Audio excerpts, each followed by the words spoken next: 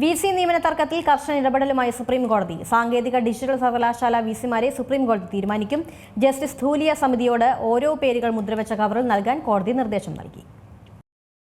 Digital സാങ്കേതിക സർവകലാശാലയിലെ വിസിമാരെ supreme കോടതി നിയമിക്കും.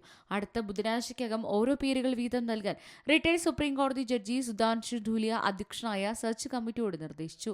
സർക്കാർ ഗവർണർ സമവായം പാളിയതോടെയാണ് കോടതിയുടെ ഇടപെടൽ. ഇന്നലെ മന്ത്രിമാരായ ആർ ബിന്ദു, പി രാജീവും ഗവർണറുമായി നടത്തിയ ചർച്ച പരാജയപ്പെട്ടിരുന്നു. സർക്കാരും ഗവർണറും സമവായത്തിൽ എത്തണമെന്ന് സുപ്രീം കോടതി നിർദ്ദേശിച്ചതിന്റെ അടിസ്ഥാനത്തിലായിരുന്നു കൂടിക്കാഴ്ച. ഡിജിറ്റൽ സർവകലാശാല വിസിയായി ഡോക്ടർ സജി ഗോപിനാഥിനെ നിയമിക്കണമെന്ന നിലപാടിൽ മന്ത്രിമാരും ഡോക്ടർ സിസ തോമസിനെ നിയമിക്കുമെന്ന വാദത്തിൽ ഗവർണറും ഉറച്ചുനിന്നു.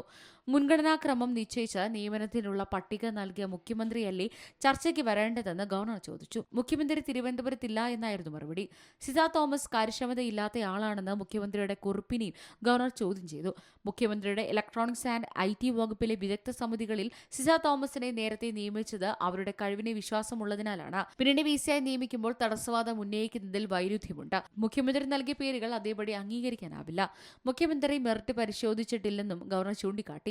സുപ്രീം കോടതി ഉത്തരവിന്റെ അടിസ്ഥാനത്തിലാണ് മുഖ്യമന്ത്രി മുൻഗണനാക്രമം നിശ്ചയിച്ച് ഗവർണർക്ക് കൈമാറിയതെന്ന് മന്ത്രിമാർ മറുപടി നൽകുകയും ചെയ്തു. സാങ്കേതിക സർവകലാശാലയിൽ ഡോക്ടർ സതീഷ് കുമാറിനെയും ഡിജിറ്റലിൽ ഡോക്ടർ സജി ഗോപിനാഥിനെയുമാണ് ഒന്നാം പേരായി മുഖ്യമന്ത്രി ശുപാർശ ചെയ്തത്. സിസയെ നിയമിക്കരുതെന്ന പ്രത്യേകം കുറിപ്പ് നൽകി. എന്നാൽ സാങ്കേതിക സർവകലാശാലയിൽ ഡോക്ടർ ബിന്ദുവിനെയും ഡിജിറ്റലിൽ ഡോക്ടർ സിസയും വിസിയായി നിയമിക്കാമെന്ന സത്യവാങ്മൂലമാണ് ഗവർണർ സുപ്രീം കോടതിയിൽ നൽകിയത്. National desk, C Malayalam news. ഏറ്റവും പുതിയ വാർത്തകളും വിശേഷങ്ങളും വിരൽ തുമ്പിലറിയാൻ സി മലയാളം ന്യൂസ് എല്ലാ ഡിജിറ്റൽ പ്ലാറ്റ്ഫോമുകളിലും ലഭ്യം.